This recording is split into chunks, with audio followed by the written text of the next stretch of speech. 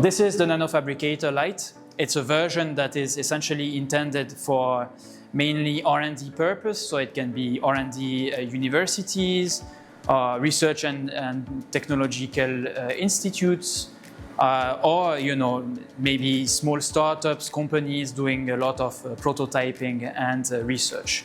The reason why is that the substrate size is kind of limited to 2" for the moment, so it's mainly for making quick tests on small substrates.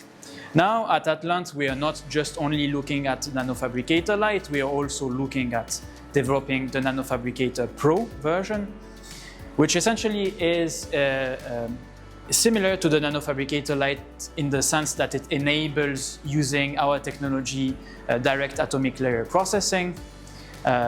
The difference is that the substrate size increases up to 8 inches and the speed of processing is also increasing, which will essentially enable you, once you have developed your technology, you have made your prototypes, you've developed your materials with the Nanofabricator LITE, you will be able to commercialize it and industrialize it with the Nanofabricator Pro.